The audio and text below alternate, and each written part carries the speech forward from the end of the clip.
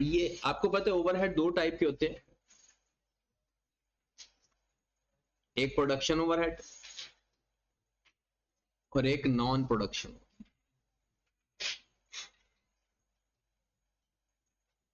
हम जो अभी पढ़ रहे हैं वो प्रोडक्शन ओवरहेड, ज्यादा वो किस में डील करते हैं, प्रोडक्शन ओवरहेड के अंदर। अब प्रोडक्शन ओवरहेड के अंदर फर्दर दो चीजें होती हैं, वेरिएबल और फिक्स्ड। इस चैप्टर के अंदर ये दोनों डील होंगे, फिक्स्ड प्रोडक्शन ओवरहेड भी और वेरिएबल प्रोडक्शन ओवरहेड। ये भी दो टाइप के होते हैं, वेरिएबल और फिक्स्ड।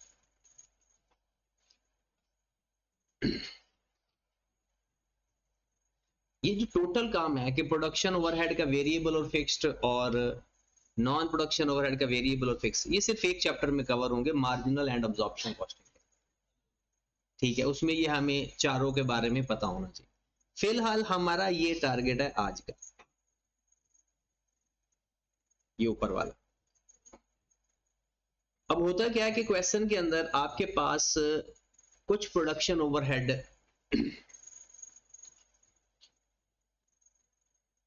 अगर हम बात करें तो प्रोडक्शन ओवरहेड हमारे पास सपोज दैट दो तरह के होते हैं, प्रोडक्शन डिपार्टमेंट के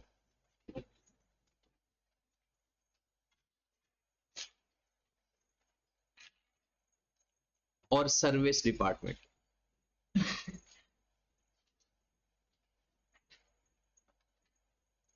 प्रोडक्शन डिपार्टमेंट के फर्दर अगर हम बात करें तो अगर वो प्रोडक्शन वाइज या डिपार्टमेंट वाइज आपसे क्वेश्चन पूछेगा तो फिर तो वही सवाल है आपका, आपको फर्दर कुछ करने की जरूरत नहीं पड़ेगी। बट अगर वो कहेगा कि इस प्रोडक्शन डिपार्टमेंट से आगे फर्दर प्रोडक्ट तैयार हो रही हैं ए एंड बी, तो फिर हमें फर्दर थोड़ी सी कैलकुलेशन करनी पड़ेगी। मतलब प्रोडक्शन डिपार्टमेंट में अगर वो हमसे पूछता है डिपार्टमेंट वाइज रेट फाइंड करें या डिपार्टमेंट वाइज ओवरहेड फाइंड करें, तो पहला जो हमने अभी काम करना है वही करना। अगर वो हमें फर्दर उसके अंदर प्रोडक्शन की बात कर दे और हमसे पूछे प्रोडक्शन ओवरहेड पर यूनिट बताएं, तो फिर हमें फर्दर भी थोड़ी सी वर्किंग करनी पड़े। इसमें सवाल क्या होगा, ये किस तरह से सवाल आएगा। पहली बात, वो सवाल आपको दे देगा कि आपके पास डिपार्टमेंट है ए, अब हम इसका नाम रख लेते हैं P1 P2 P3, समझो ये प्रोडक्शन डिपार्टमेंट है, और एक होगा S1 सपोज सर्विस डिपार्टमेंट। हमने क्या करना है, सबसे पहला काम allocation and apportionment, allocation and apportionment.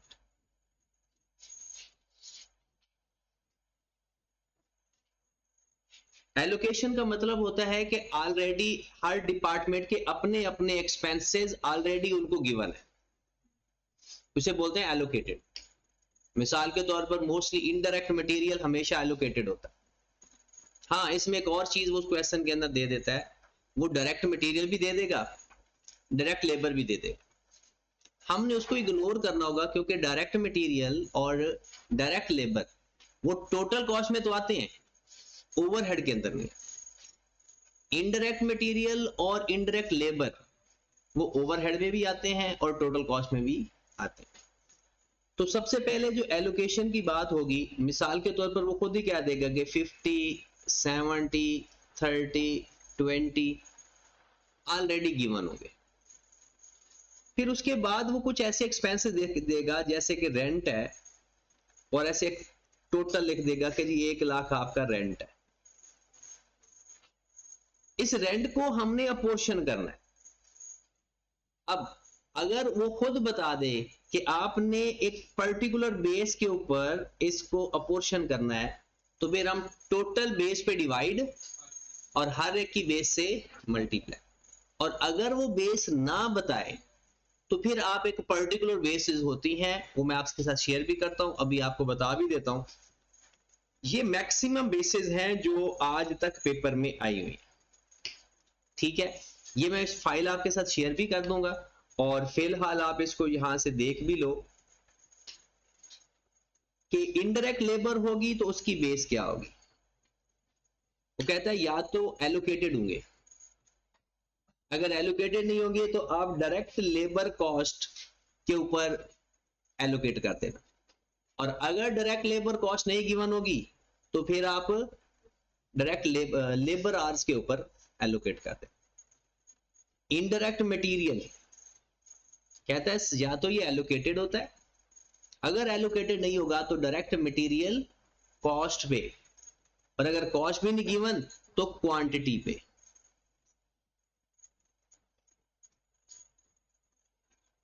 फिर कहता है depreciation of plant and machinery. Depreciation of plant and machinery अगर गिवन है तो ठीक है, नहीं तो सबसे पहले वैल्यू ऑफ मशीन पे, या उसके बाद मशीन आवर्स पे। Depreciation of factory building, building की कोई भी चीज है वो एरिया बेस के ऊपर होती है, चाहे उसकी इंश्योरेंस है, चाहे उसकी डेप्रिसिएशन है, चाहे उसका रेंट है। फिर उसके बाद सुपरवाइजर की सैलरी नंबर ऑफ वर्कर के ऊपर, rent of building area, rent of warehouse. कहता है मटेरियल कॉस्ट पे पहला प्रेफरेंस, नंबर ऑफ यूनिट्स दूसरा प्रेफरेंस, और तीसरा है area occupied by the material. जैसे वो तीनों डिपार्टमेंट का मटेरियल हमें बता देगा, ये तीनों प्रोडक्ट का, और आपको कहेगा कि इस मटेरियल ने इतना एरिया लिया हुआ है, दूसरे डिपार्टमेंट या दूसरे यूनिट के मटेरियल ने इतना एरिया लिया हुआ है, तो फिर टोटल एरिया पे डिवाइड करें। Heat and light area base के ऊपर। अच्छा, हीट एंड लाइट और पावर में फर्क क्या है? ये जो पावर है ये बेसिकली ये भी हीट एंड लाइट ही होती है।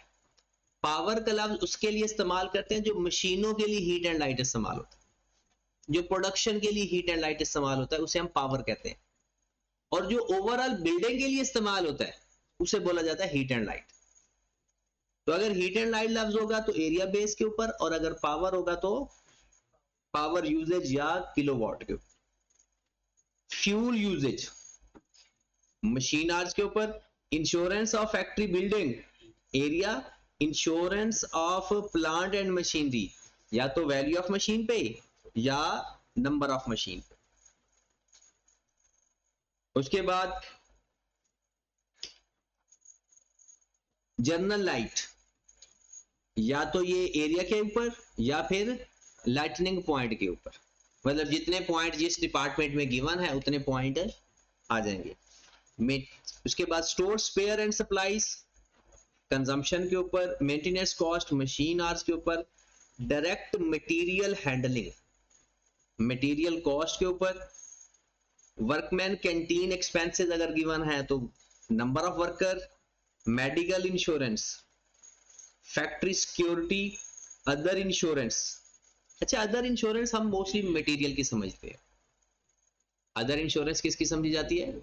मटेरियल की। और क्वालिटी कंट्रोल वो तो जहरी सी बात है इंस्पेक्टेड आवर्स के ऊपर इस्तेमाल होती है। तो ये बेसिस हैं जो आज तक पेपर में डिस्कस हुई हैं, और ये वो बेसिस हैं कि अगर वो क्वेश्चन के अंदर नहीं बताएगा तो हम इस बेसिस को प्रेफर करते हैं। ठीक होगी बात? अब हम क्वेश्चन इसके जितने भी टाइप के क्वेश्चन है हम एक एक क्वेश्चन इसके करते हैं, और फिर एक अच्छा क्वेश्चन कर लेंगे जिसमें सारे कॉन्सेप्ट डिस्कस हुए होंगे। सबसे पहले अगर आपके पास P1, P2, P3 की बात कर लेते हैं, S1 और S2 की बात कर लेते हैं। अगर आपके पास एक ही डिपार्टमेंट है ना सिर्फ, उसका तो मसला ही नहीं है। अगर एक सर्विस डिपार्टमेंट, उसके सारे खर्चे आपने प्रोडक्शन डिपार्टमेंट पर एलोकेट कर दिए, हाँ उसमें एक मसला आ सकता है। जैसे कैंटीन है, अब कैंटीन तीनों प्रोडक्शन डिपार्टमेंट को भी सर्विस दे रही होती है, और हो सकता है अपने वर्कर को भी सर्विस दे रही हो, डिपार्टमेंट भी एक हो। जब एक डिपार्टमेंट है ना, उसके सारे खर्चे टोटल करके आपने सिर्फ प्रोडक्शन डिपार्टमेंट पर एलोकेट करने हैं, सर्विस पर नहीं करने। अगर एक डिपार्टमेंट है तो उसको आपने कोई भी मेथड उसके ऊपर अप्लाई नहीं करना, उसके टोटल खर्चे स्पेसिफिक बेस के ऊपर जो गिवन होगी, एक क्वेश्चन ही कर लेते हैं, मामला ही खत्म हो जाएगा इसका। मिसाल के तौर पर आपके पास यहां पर 1000 है, 700 है, 500 है और 300 है। बेस आपको बताई हुई है 5, 3, 2 और 1। इस अपॉर्चनमेंट के लिहाज से आप लोगों के जो S1 के खर्चे हैं वो S1 को भी एलोकेट हो रहे हैं। S1 के खर्चे S1 को भी अपॉर्शन होने हैं, क्योंकि एक ही सर्विस डिपार्टमेंट है। आपने 300 को सिर्फ प्रोडक्शन डिपार्टमेंट के ऊपर एलोकेट कर दो बस, क्योंकि अल्टीमेटली अगर वो सर्विस डिपार्टमेंट के खर्चे उसको एलोकेट हो भी गए, फिर भी दोबारा किसको एलोकेट हो जाएंगे, अपॉर्शन हो जाएंगे, पर प्रोडक्शन डिपार्टमेंट को। ये सिर्फ जब एक सर्विस डिपार्टमेंट, तो क्या करेंगे, इसको 10 पे डिवाइड करेंगे इनके टोटल पे, इसको बिल्कुल इग्नोर कर दें और मल्टीप्लाइड बाय 5 करेंगे, मल्टीप्लाइड बाय 3 करेंगे, मल्टीप्लाइड बाय 1 करेंगे। ठीक होगी बात। और ये इस तरह से ये 300 आपका एलोकेट हो जाए। अगर ये एक सर्विस डिपार्टमेंट होगा तो इसका ये तरीकाकार होगा। अब दूसरा केस है, आपके पास सपोज दैट 3 सर्विस डिपार्टमेंट है, सॉरी 3 प्रोडक्शन डिपार्टमेंट है और 2 सर्विस डिपार्टमेंट। इसके खर्चे अपॉर्शन करने के 3 मेथड। सबसे पहला मेथड, मिसाल के तौर पर हमारे जो एलोकेटेड एंड अपॉर्शन खर्चे आ गए, यहां पर हम लिख देते हैं 1000, 700, 500 और यहां के खर्चे भी लिख देते हैं 200 और 100। अब वो सवाल ये है कि S1 और S2 सिर्फ अलग अलग प्रोडक्शन डिपार्टमेंट को सर्विस दे रहे हैं। S1 भी प्रोडक्शन डिपार्टमेंट को सर्विस दे रहा है, S2 भी प्रोडक्शन डिपार्टमेंट को सर्विस दे रहा है। ये आपस में एक दूसरे को सर्विस नहीं दे रहे। कोई भी बेस बताई जा सकती है, दोनों की अलग अलग बेस भी बताई जा सकती है, इकट्ठी बेस भी बताई जा सकती है। मिसाल के तौर पर S1 के बारे में वो लिख देता है 5, 3, 2। S2 के बारे में लिख देता है 30%, 40% और 30%। ठीक होगी बात। अब इसमें S1 सर्विस दे रहा है तीनों प्रोडक्शन डिपार्टमेंट को और S2 भी दे रहा है तीनों प्रोडक्शन डिपार्टमेंट। क्या करेंगे, इस मेथड को क्या बोलते हैं पता है, direct allocated method. Direct allocation क्या करना है, S1 के खर्चे भी तीनों प्रोडक्शन डिपार्टमेंट को दे देने और S2 के भी। क्या तरीकाकार होगा, इस S1 के 200 को इसके टोटल पे डिवाइड कर देंगे और सबकी बेस से मल्टीप्लाई, और S2 को अगर परसेंटेज गिवन हो तो 30% ले लेंगे, 40% और 30%। आसान सवाल है, इसमें मैं आपको और भी कॉन्सेप्ट डिस्कस कर देता हूं। अगला जो फाइनल कॉन्सेप्ट है इसका, इस क्वेश्चन में फिर अगले क्वेश्चन करते हैं, इसको हल करते हैं। किस तरह से सवाल करेंगे जनाब, यहां पर लिख देते हैं P1, P2, P3, S1 और S2। सबसे पहले जो एलोकेटेड है 1000 है, 700, 500, 200 और 100। सबसे पहले S1 को पोर्शन कर देते हैं। हाँ जी, क्या किस पे डिवाइड करेंगे, n पे, और 5 से मल्टीप्लाई करेंगे तो कितना आ जाएगा,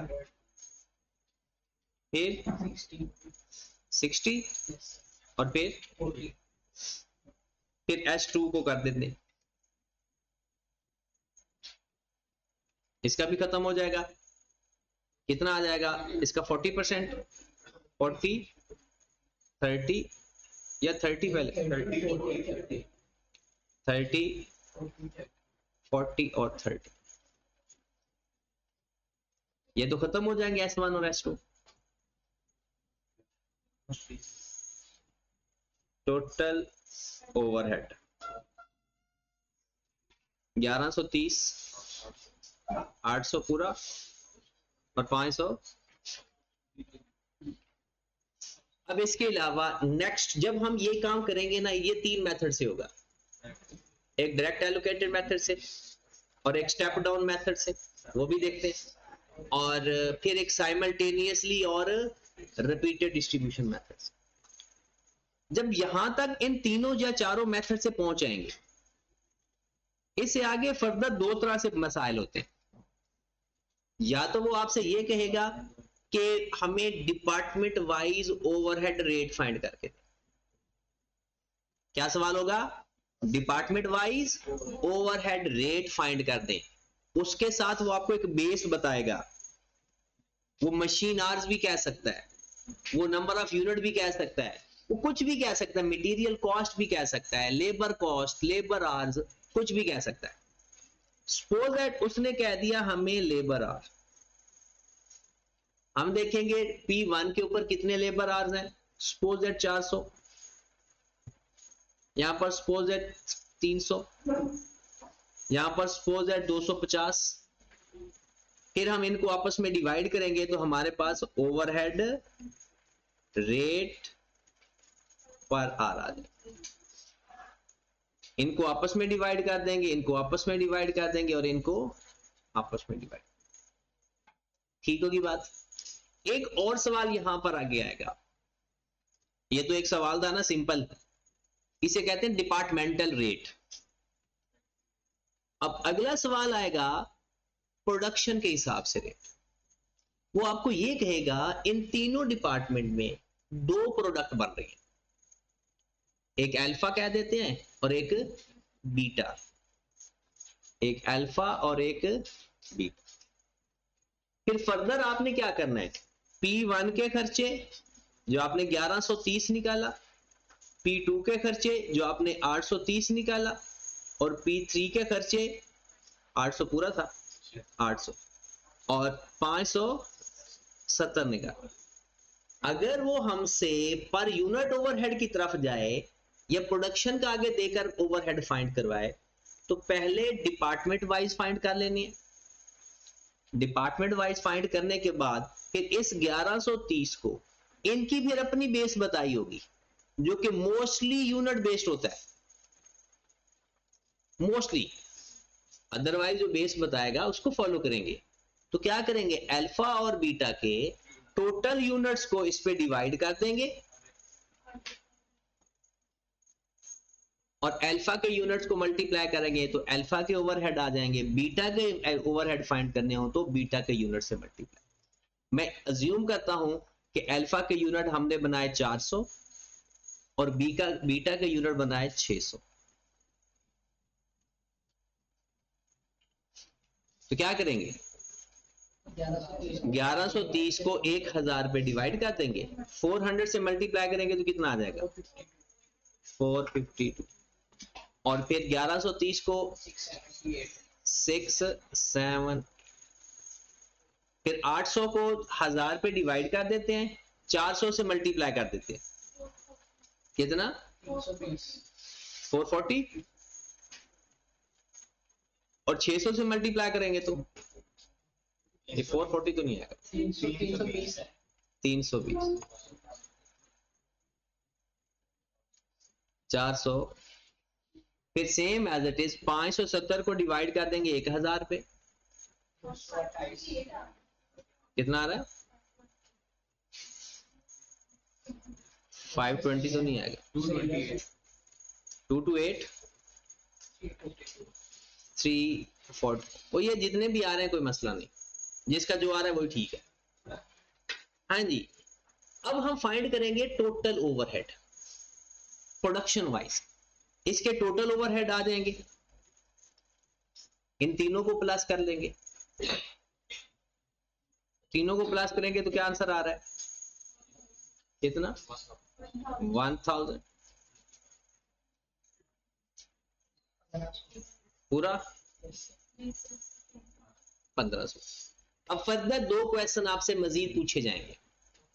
एक ओवरहेड रेट पर यूनिट, तो नंबर ऑफ यूनिट्स पे डिवाइड करते हैं। दूसरा क्या पूछा जाएगा, इसको 400 पे डिवाइड कर देंगे, इसको 600 पे डिवाइड कर देंगे, तो पर यूनिट ओवरहेड आ जाएंगे। एक सवाल आपसे पूछा जाएगा बजट अंडर या ओवर अब्जॉर्प्शन, अंडर या ओवर अब्जॉर्प्शन। फिर हम ये देखेंगे कि ये जो डाटा आपने फाइंड किया है ये किसका है, ये सारे का सारा बजटेड डाटा था या एक्चुअल डाटा था या अप्लाइड डाटा था। अगर वो हमें ये कहता है कि ये सारे का सारा बजटेड था, तो हम पहले पर यूनिट फाइंड करके उसको एक्चुअल एक्टिविटी लेवल से मल्टीप्लाई करेंगे, तो हमारे पास क्या आ जाएंगे, अप्लाइड, और उसको एक्चुअल के साथ कंपेयर कर लेंगे। और अगर यही एक्चुअल है तो फिर हम, अगर ये एक्चुअल है सपोज, तो हम फिर अप्लाइड फाइंड करेंगे। अप्लाइड के लिए वो खुद बताएगा कि आपके पास टोटल ओवरहेड ये है और बेस नॉर्मल एक्टिविटी लेवल। हम एक यूनिट फाइंड कर, पर यूनिट रेट फाइंड कर लेंगे। सपोज दैट हमारा रेट आ जाता है 3, सपोज कर रहे हैं। हम इस 3 को मल्टीप्लाई करेंगे 400 से, एक्चुअल एक्टिविटी लेवल है ना, और मल्टीप्लाई करेंगे, ये ध्यान रखना है कि ये जो आपने रेट फाइंड किया ये पर आर है या पर यूनिट है, उस हिसाब से देखना है। अगर मैं 400 को 3 से मल्टीप्लाई करूंगा तो कितना आ जाएगा, और ये क्या चीज है भला, applied efforts, actual activity level multiplied by fixed overhead absorption rate. फिर मैं इसको 600 से मल्टीप्लाई करूंगा तो कितना आ जाएगा, 1800। अंडर अप्लाइड या ओवर अप्लाइड, अच्छा ऐसा हो सकता है किसी का अंडर अप्लाइड आ जाए, किसी का ओवर अप्लाइड आ जाए, दोनों का अलग अलग रेट गिवन होगा। इसमें तो मैं एक ही रेट ले रहा हूं, या मैं तो कहता हूं कि ये हम ले लेते हैं अल्फा का, बीटा का रेट कोई और ले लेते हैं, बीटा का रेट ले लेते हैं, ये 600 है ना, तो 600 इसका 2 रुपीज ले लेते हैं, या 2.2 ही ले लेते हैं, या 2.2 ले लें ताकि बराबर ना आ जाए। हाँ जी, तो 600 को 2.2 से मल्टीप्लाई करें, 1300। अब यहां पर लिखने का क्या तरीका होगा, अंडर या ओवर अब्जॉर्प्शन, अंडर या ओवर अप्लाइड। हाँ जी, पहले बताएं अल्फा का अंडर अप्लाइड आ रहा है या ओवर अप्लाइड आ रहा है, हमने अप्लाइड को देखना है। अगर ओवर अप्लाइड है तो बगैर ब्रैकेट के लिखेंगे, क्योंकि यहां पर हमने लिख दिया अंडर को विद इन ब्रैकेट और ओवर को बगैर ब्रैकेट। अगर आपको ओवर को ब्रैकेट में लिखना है तो फिर ओवर को भी ब्रैकेट में लिखा जा सकता है। और बीटा का अंडर अप्लाइड है कितने से, 180 से, और इसको हम लिख देंगे, यहां पर जो लिखोगे वैसे लिखना है। ये टोटल ओवरहेड के सवाल है एलोकेशन के बाद तक। एलोकेशन के तो 4 मेथड बनते हैं ना, उसके बाद ये चीजें आती। मैं सारे क्वेश्चन के आपको हिंट भी बता दूंगा कि आज तक जितने क्वेश्चन आए हैं उसमें नई चीज क्या इस्तेमाल हुई है। जैसे एक क्वेश्चन के अंदर आपको याद होगा कि उसने कहा जी 20% ज्यादा टाइम लगता है, तो हम वो 20% ऐड करके डिवाइड करते थे। चलें जी, आप आगे चलते हैं। अभी हम एलोकेशन पे जा रहे हैं, P1, P2, P3, S1 और S2।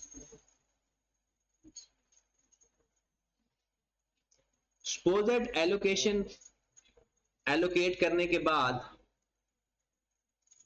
ये आपके आ गया 1000, 700, 500, 200 और 100। स्टेप डाउन मेथड पे जा रहे हैं। सपोज दैट S1 दे रहा है सर्विसेज 5, 3, 2 और S2 सर्विस दे रहा है 30%, 40%, 20%, और 10%। क्लियर होगी बात? इस क्वेश्चन के अंदर क्या चीज है भला?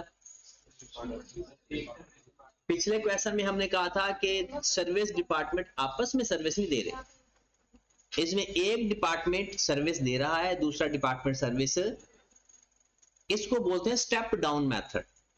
स्टेप डाउन मेथड में एक तरीका बताया था, सबसे पहले किसके ओवरहेड एलोकेट करने? जो सर्विस दे रहा है। मतलब S2 देखें तो S2 S1 को भी सर्विस दे रहा है, तो पहले S2 के खर्चे एलोकेट कर दें और जो बाकी बचेंगे टोटल करके फिर S1 को भी कर दें। तरीकाकार क्या होगा?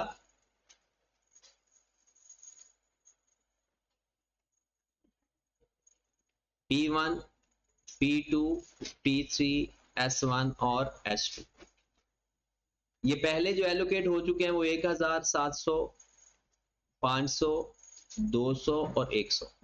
यहां तक पहुंचने के लिए ये वाला टेबल आपके काम आएगा। वो सर्विसेज को भी एलोकेशन होती है, क्योंकि एरिया, हीट एंड लाइट, कुछ ऐसे खर्चे वो सर्विस को भी एलोकेट होते हैं। यहां तक पहुंचने के लिए जो ये लाइन हमने देखी है, इस लाइन तक आने के लिए आपके ये टेबल इस्तेमाल होगा। इसके बाद वो 4 मेथड इस्तेमाल होंगे। स्टेप डाउन मेथड है, डायरेक्टली एलोकेशन मेथड है, रिपीटेड डिस्ट्रीब्यूशन या साइमल्टेनियस। अब इसमें हमारा स्टेप डाउन मेथड है, उसके हिसाब से हम पहले किसको एलोकेट करेंगे? S2 के खर्चे को। और S2 का खर्चा कितना है? 100।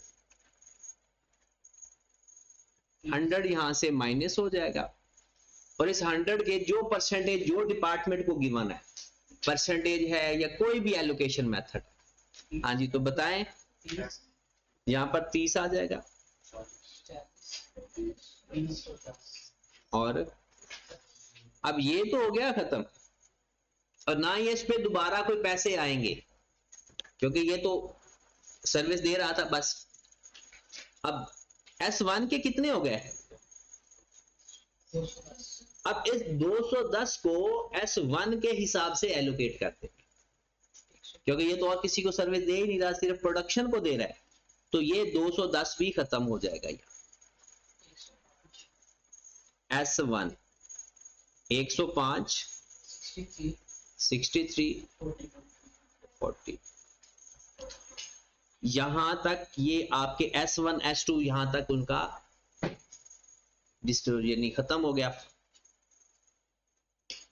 ये हमारे, इसे बोलते हैं हम एलोकेशन एंड अपोर्शन्ड ओवरहेड।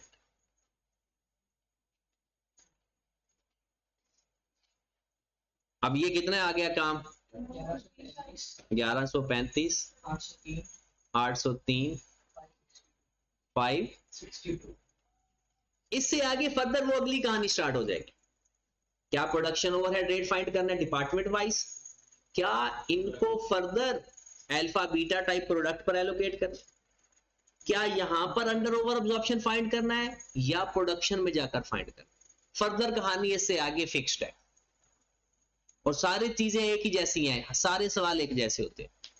यहां तक मामला होता है कि किस बेस के ऊपर हमने इसको एलोकेट कर।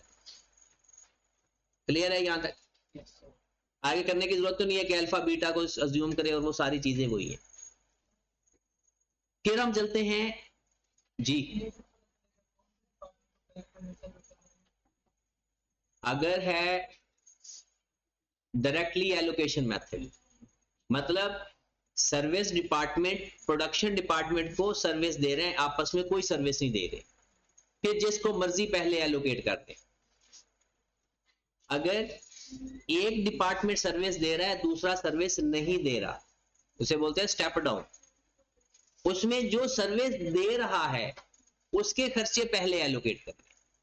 जैसे इस क्वेश्चन के अंदर S2 सर्विस दे रहा था S1 को, S2 सर्विस दे रहा था बट S1 सर्विस नहीं दे रहा था, तो किसको एलोकेट किया? पहले जो सर्विस दे रहा है।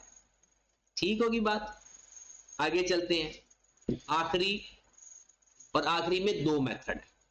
वो क्या मेथड है भला?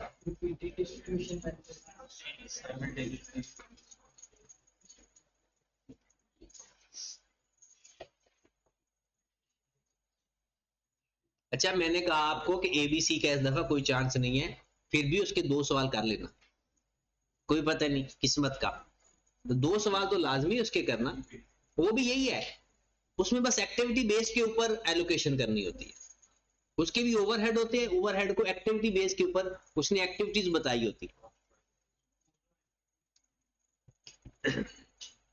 और वो मैंने, अगर वो एक ही लेक्चर सुन लेना, उसमें एक सवाल करवाया होगा, बस उतना ही काफी है, ठीक है।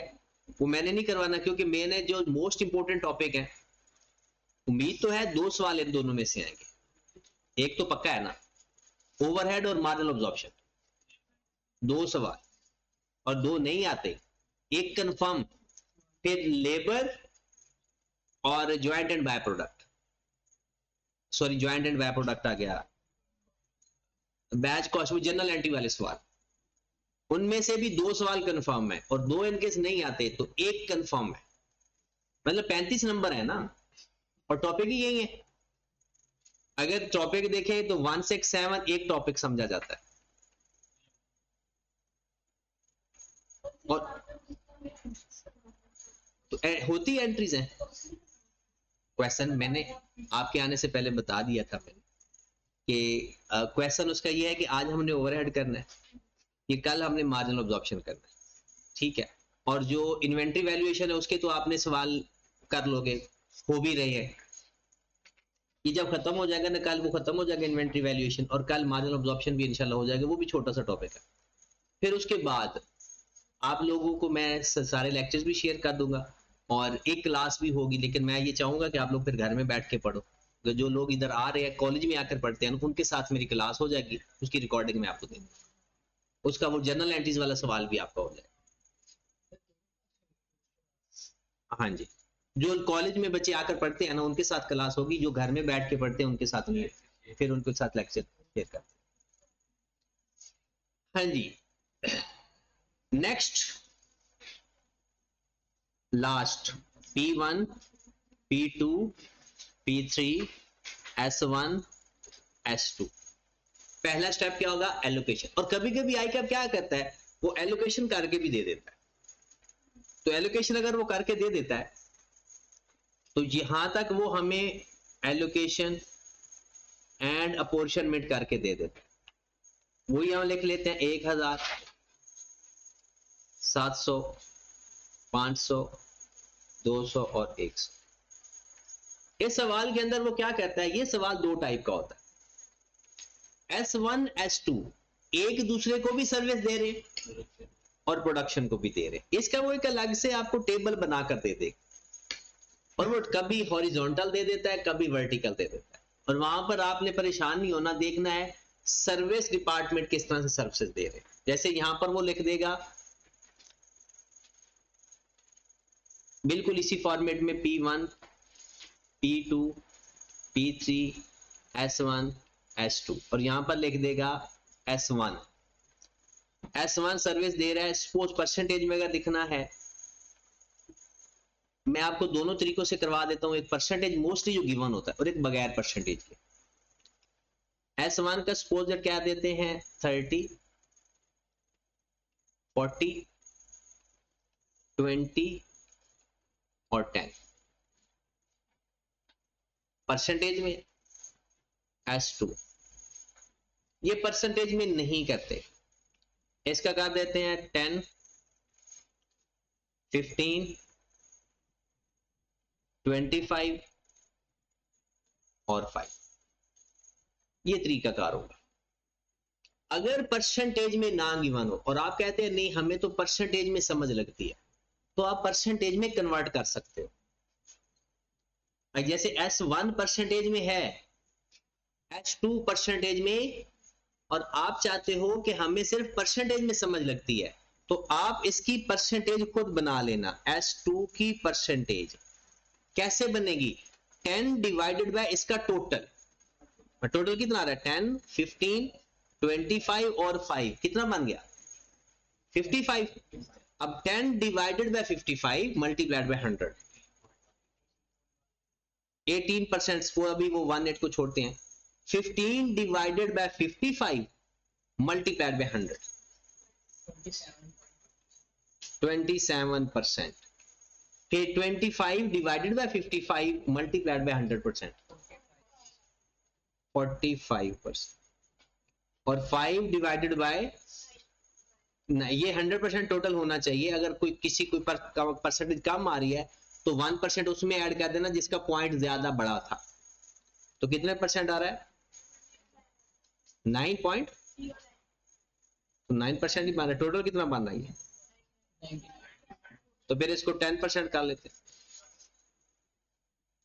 तो इस तरह से अगर कभी जिंदगी में आपको ये परसेंटेज में ना गिवन हो, बाकी चीज तो परसेंटेज में था और मोस्टली होता भी परसेंटेज में है, बट आई कैप कभी कभी इस तरह से हरकत करता है कि वो परसेंटेज में नहीं देता, तो उसको परसेंटेज में कन्वर्ट कर लेना। और परसेंटेज में कन्वर्ट किया का तरीका होगा, हर एक को उसी के टोटल पे डिवाइड करते जाएंगे, 100 से मल्टीप्लाई कर। अब दो मेथड है, एक है रिपीटेड डिस्ट्रीब्यूशन मेथड और एक है साइमल्टेनियसली इक्वेशन। पहले हम रिपीटेड डिस्ट्रीब्यूशन से सवाल कर लेते हैं और वो यही वाला सवाल हम कर लेंगे साइमल्टेनियसली इक्वेशन से। तो आए जी बिस्मिल्लाह करते हैं। इसमें कोई तरीका कार नहीं, S1 को पकड़ लो पहले, किसी एक को। S1 कितना है? 200। अब S1 की एलोकेशन से मल्टीप्लाई करते हैं। P1 को कितनी परसेंटेज मिल रही है? और मैं यहां पर ही ऊपर लिखवा देता हूं ताकि ना हमें बार बार इधर उधर ना देखना पड़े। 30% S1 की और 40, 20 और 10। दूसरे की कितनी फाइंड की थी? S2 की 18, 27, 45 और 10। चलिए S1 को एलोकेट कर लें तो इसका 30% लो 60, फिर 40% लो 80, 20% लो और 10% लो। पता है ना तरीकाकार? या पूरी लाइन लगा दें या बस एक ही लाइन। Got it? अब 120 को एलोकेट करना है, ये S2 के पैसे हैं। अब इसकी क्या परसेंटेज आ रही है? 18% लेंगे, 22 कर लें। पेपर में आप लिख सकते हैं पॉइंट के बाद एक आधा डिजिट। हाँ जी 32.4, 54 और 12, क्योंकि 10% है ना। अब क्या करेंगे? S1 12 पहली दफा टोटल कर प्लस करना होता है, उसके बाद तो प्लस करने की भी जरूरत नहीं होती क्योंकि पहले तो खत्म हो चुके हैं। हाँ जी अब 12 का 30%, 3.6, 4.8, 2.4 है। 12 पूरे करने के लिए 9 3 12 नहीं, अभी यह चल एक है, इसको क्या करेंगे? 3 2 आ रहा था, ये 2.4 आ रहा था ना, 2 और 1। अब क्योंकि ये 1 आ गया, एक दफा इसको वैसे कर लेते हैं, करने की जरूरत तो नहीं है। S2 1 का कितना लेंगे? 30%, 18%, 0.216, 0.324, 54 और अब यहां तक जाएंगे, बस आगे खत्म कर देंगे। अब इनका कर लेंगे total.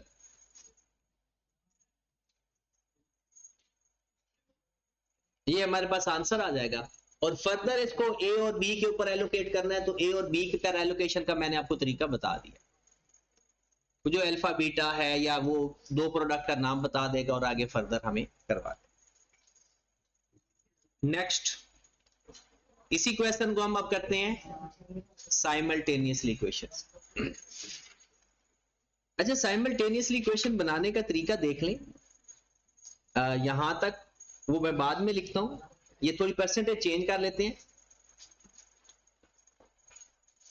P1 P2 P3 S1 S2 S1 40 30 20 और 10। S2 अगर परसेंटेज में गिवन नहीं होगा तो कन्वर्ट कर लेना, वरना फिलहाल हम परसेंटेज का हिसाब लिख लेते हैं। 15%,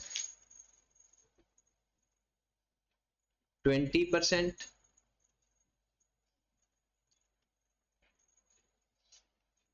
35%, 30%, ये कितना हो गया total?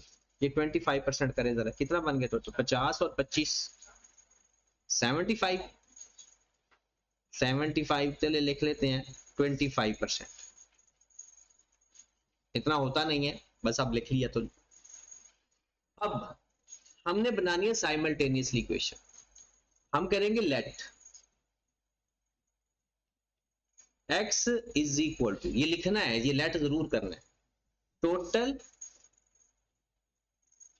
Overhead of S1 department, y total overhead of S। अब ये टोटल ओवरहेड S1 के कितने हैं और S2 के, यहां पर ये जो टोटल आ रहा होता है ना, ये वाला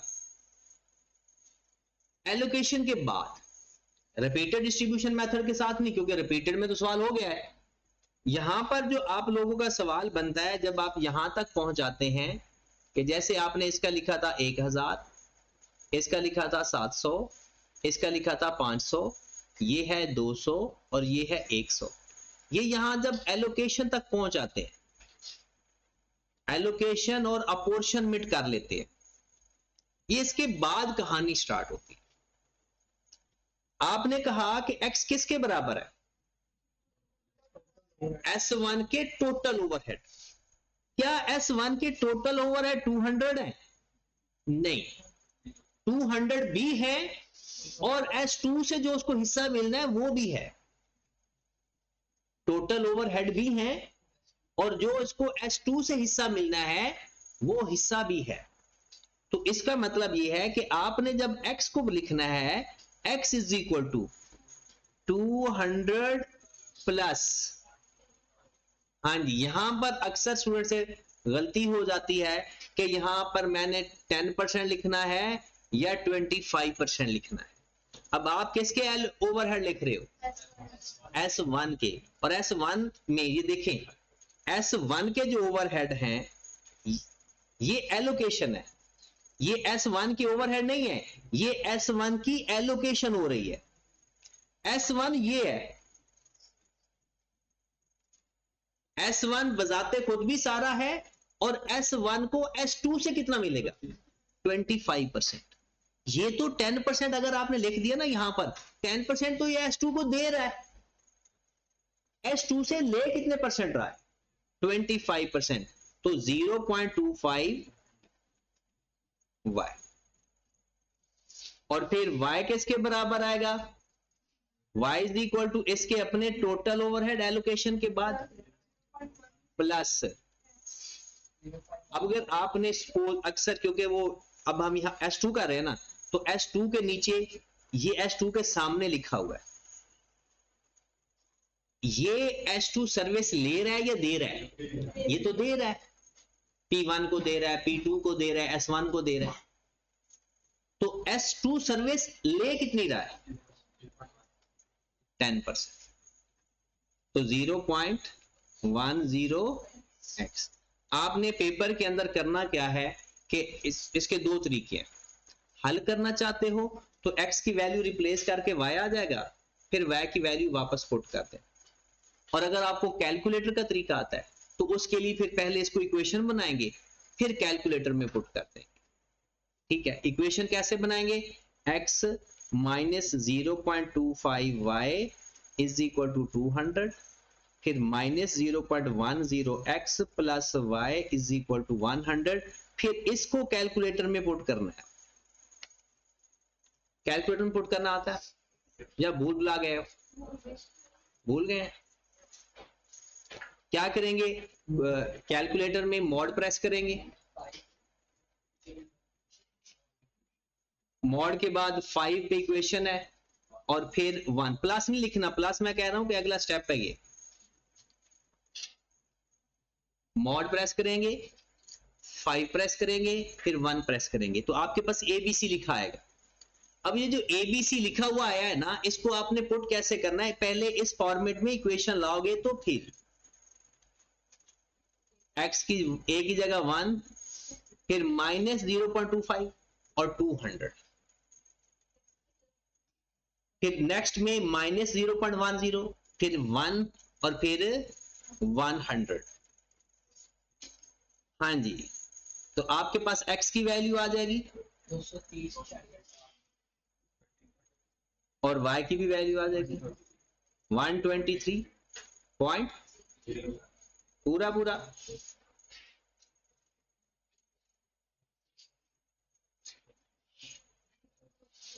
ओके होगी बात? अब क्वेश्चन खत्म नहीं हुआ। अब इस x और y के टोटल ओवरहेड को एलोकेट कर देंगे P1, P2 और P3 के ऊपर, और किस परसेंटेज के ऊपर? जो परसेंटेज ये बताई हुई है। बस अब ये वाली परसेंटेज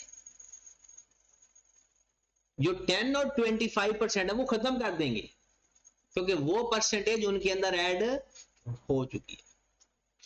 जो S1 सिर्फ P1, P2, P3 को देखेंगे। अब मिसाल के तौर पर आपके पास पहले लिखा हुआ है, अब सिर्फ P1, P2, P3 लिखो, और यहां पर इसका 1000 पहले था, ये लिखना है लाजमी। जो ऑलरेडी एलोकेट हो चुके हैं वो लिखना है। फिर S1 की अहमद कौन से पैसे होंगे? S1 के कौन से पैसे एलोकेट करें? 123.7 S1 के 230 हैं, और इसकी परसेंटेज कौन सी लेंगे? 40, 30 और 20। उस 230.7 का 40% लें, 92.28। कितना आ रहा है 230 का? 69.21 पहला ठीक था? 92.28, 69.21, 46.1। अच्छा, ये अगर प्लस करेंगे तो 230 नहीं आएगा। भला क्यों?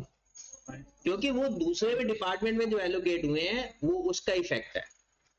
फिर S2 का 123 का जो परसेंटेज बन रही है 25, 20 और 30। पहला कितना था? 30 पॉइंट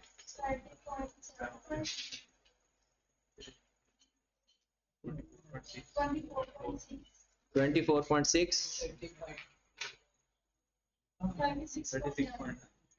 जो भी आ रहा है। अब ये प्लस करके ये हमारे टोटल ओवरहेड आ जाए, और इस फर्दर अल्फा बीटा प्रोडक्ट के ऊपर जाएंगे तो वो उसी तरह से, और आगे जो भी फर्दर उसकी कहानी होगी। ये आपका ओवरहेड का टोटल चैप्टर है। अब इसके अंदर कुछ चीजें ऐसी आएंगी जो किसी में वो परसेंटेज चेंज कर देगा, वो एक आधी वो ऐसे ही परेशान करने के लिए, वो एक आधा पॉइंट ही होता है, ज्यादा परेशानी वाली बात नहीं होती।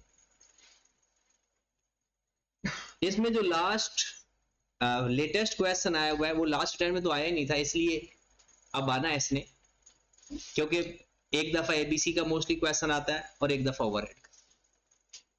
पिछले एक्सपीरियंस के हिसाब से ओवरहेड के बाद दोबारा ओवरहेड आ सकता है, लेकिन एबीसी का सवाल आ जाए तो दोबारा एबीसी का कभी नहीं आया। आ सकता है लेकिन नहीं चांस। मैं इसलिए कह सकता हूं आ सकता है क्योंकि खुदा ना खास्ता आ ही जाए तो सारे का सारा, फिर भी डालना तो आपने मेरे ऊपर ही है कि सर ने कहा था कि नहीं आना नहीं आना, इसलिए मैं कहता हूं कि 2 सवाल कर लें ताकि पता तो हो करना कैसे। अच्छा, इसके जितने भी सवाल है ना, वो ये तो पहले 8-8 नंबर का सवाल आता है, बड़े आसान से सवाल है। ये सवाल बच्चों को इस सवाल ने थोड़ा परेशान किया था, लेकिन सवाल आसान था। परेशान कर रहे थे जब आई कैप थोड़ा सा सवाल का स्ट्रक्चर चेंज करता है। लिखा हुआ है determine the factory overhead as per machine hours. ये जरूरी है, ये चीजें। Factory overhead rate per machine hours for each machine. इसका मतलब है सवाल शुरू में खत्म हो जाएगा क्योंकि उसने मशीन का रेट फाइंड करवाया उससे। आगे, if the budgeted production for the next quarter is a के 1200 यूनिट और बी के 800 यूनिट। अब सवाल में लिखा हुआ है ऑपरेटर रिक्वायर्ड पर मशीन। एक मशीन के ऊपर 2 ऑपरेटर चाहिए, 3 ऑपरेटर चाहिए और 4 ऑपरेटर चाहिए। फिर machine hours required to produce each unit of A को बनाने के लिए 0.7 आवर्स मशीन 1 के, मशीन 2 के और मशीन 3 के। फिर machine hours required to produce each unit of B 0.2, 0.3 और 0. इलेक्ट्रिसिटी कंज्यूम्ड के किलोवाट भी उसने हमें बता दी। अब कहता है the budgeted overhead for the next quarter 7.192 million budgeted overhead which include electricity and power cost 2.912 million. अच्छा, टोटल ओवरहेड उसने बता दिया और उसके अंदर कहता है जी इलेक्ट्रिसिटी और पावर के भी ओवरहेड है। अब वैसे तो टोटल ओवरहेड अगर गिवन है तो बहुत अच्छी बात है, इसी को डायरेक्ट एलोकेट कर देते हैं, लेकिन एलोकेशन का बेस चेंज है। कहते हैं all overhead other than electricity allocated on the basis of operator hours. अब क्या करेंगे, 7.192 में से 2.19912 माइनस कर देंगे, बाकी कितने बचते हैं 4. इसको किसके बेस के ऊपर करेंगे, किलोवाट, और इसको किसके बेस के ऊपर करेंगे, ऑपरेटर आवर्स। हमने ऑपरेटर आवर्स फाइंड करना है। अब देखिए, एक मशीन के ऊपर 2 बंदे काम कर रहे हैं, एक मशीन के ऊपर 2 बंदे काम कर रहे हैं। अब जितने घंटे मशीन चलेगी उतने घंटे ऑपरेटर भी काम करेंगे। अब जरा देखें, मशीन 1 एक यूनिट पे 0.7 आवर्स लगा रही है, एक यूनिट है 1200, तो 1200 को 0.7 से मल्टीप्लाई करेंगे, पता क्या आएगा, टोटल ए प्रोडक्ट के ऊपर मशीन आवर्स मशीन 1 के, और 2 ऑपरेटर काम कर रहे हैं, 2 से मल्टीप्लाई कर देंगे। फिर वो बी के भी बना रहे हैं, 0.2 मल्टीप्लाइड बाय 800 और multiplied by number of operators. ये क्या चीज आ जाएगी भला, मशीन 1 के टोटल ऑपरेटर आवर्स कि ए के ऊपर उसका कितना टाइम लग रहा है, बी को बनाने के लिए कितना टाइम लग रहा है, और ऑपरेटर आवर्स आ गया तो सवाल हो गया। तो इसकी वर्किंग अगर हम करें तो सबसे पहले हमने मशीन 1 के, मशीन 2 के, मशीन 3 के ऑपरेटर आवर्स फाइंड करने। कैसे आएगा, ये एक ए बना रही है और एक ए के कितने यूनिट बना रही है 1200, एक यूनिट पे कितना टाइम लग रहा है और कितने ऑपरेटर काम कर रहे हैं, 1600। फिर मशीन बी के कितने यूनिट है? एक यूनिट पे कितना टाइम लग रहा है? 0 और कितने ऑपरेटर काम कर रहे हैं? 2, 320। और ये टोटल ऑपरेटर आवर्स आ गए मशीन 1 के 1680 प्लस 2। मशीन 1 के ऊपर 2000 ऑपरेटर्स आवर्स काम हो रहा है। क्योंकि बात अब मशीन 2 का भी सेम 1200 तो यूनिट है ए के, और एक यूनिट पे इसका कितना टाइम लग रहा है? 0.6, 3 घंटे लग रहे हैं। कितना? 2160। फिर 800 मल्टीप्लाइड बाय 0.3 और ऑपरेटर कितने हैं? 400, 720। कितना आ गया? मशीन 3 पे आ जाए। 1200 यूनिट टोटल है, एक यूनिट पे ये कितना टाइम लगा रहे हैं? 0.5 और 4 ऑपरेटर्स हैं 2400। 800 मल्टीप्लाइड बाय 0.4 मल्टीप्लाइड बाय 4।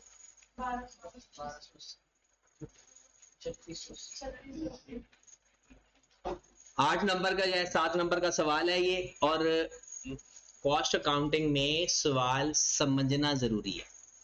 समझ आ गया तो ये 5 मिनट में हो जाता है, ना समझ आया तो फिर ना समझ आए। मतलब इसका ट्रैक आइडेंटिफाई, बेस को ढूंढना होता है। जिस पर आपकी चीज बेस कर रही है ना उसको आप फाइंड कर ले। अब आप क्या करेंगे? आपके पास मशीन 1 है, मशीन 2 है, मशीन 3 है। 2 टाइप के ओवरहेड है, एक है इलेक्ट्रिसिटी के और एक है अदर। इलेक्ट्रिसिटी के ओवरहेड कितने हैं? 2.912, 2.912। और इसके कितने हैं?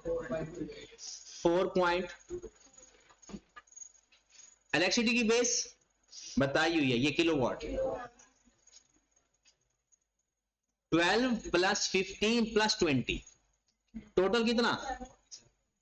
अब 47 पे डिवाइड, 12 से मल्टीप्लाई, 15 से मल्टीप्लाई और 20 से मल्टीप्लाई। हाँ जी करें जरा मल्टीप्लाई। 0.74, 0.93,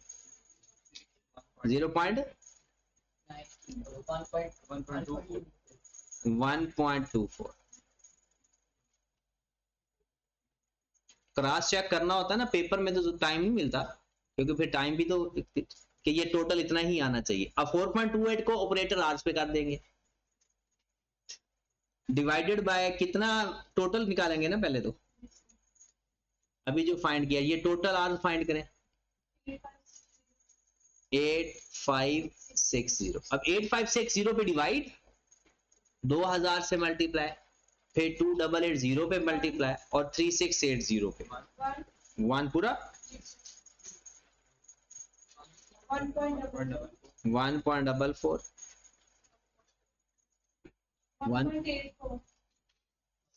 ये आपके ओवरहेड एलोकेटेड आ गए। सवाल ये नहीं है, सवाल बता दो कौन सा, पहले ये बताएं। 1.74,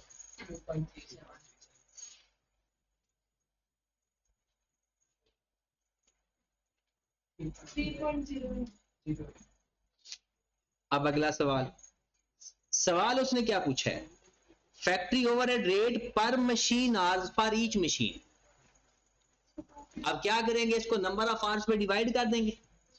मशीन 1 के टोटल आवर्स, अब मशीन 1 के टोटल आवर्स पूछे हैं, ऑपरेटर के आवर्स नहीं पूछे। अब मशीन 1 पे आवर्स कितने लग रहे हैं, ये जो आपने 2 से मल्टीप्लाई किया है ना, वो मल्टीप्लाई नहीं करेंगे। वो जो 2 से मल्टीप्लाई किया है, क्योंकि वो तो 2 ऑपरेटर है ना। एक मशीन सपोज 2 घंटे काम कर रही थी, 2 ऑपरेटर काम कर रहे थे, तो 2 ऑपरेटर का काम कितना हो जाएगा? 2 घंटे उसके, 2 घंटे उसके। तो उसने अब मशीन आवर्स के हिसाब से पूछा है। तो मशीन आवर्स, मशीन 1 के आवर्स बोला कितने थे, 1200 यूनिट मल्टीप्लाइड बाय 0.7 और 1200 यूनिट मल्टीप्लाइड बाय 0. ये कितना आ गया 840 और ये कितना आ गया, टोटल कितना आ गया, ये मशीन आवर्स है। देखिए ना ऑपरेटर आवर्स, मशीन चली है 1080 घंटे, मशीन कितने घंटे चली है, 1080 घंटे। कौन सा, अच्छा 800, सॉरी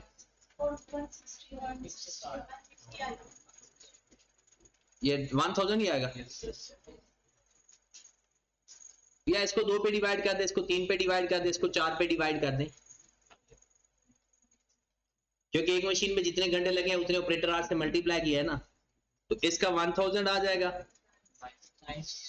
960 और उसको फोर्स पे कर दें 920। ये आपके पास आ गया मशीन आवर्स और ये आपके पास आ गया ओवरहेड, और ये इनको डिवाइड करेंगे तो ओवरहेड पर मशीन आवर, तो 1.74 को 1000 पे डिवाइड कर दें,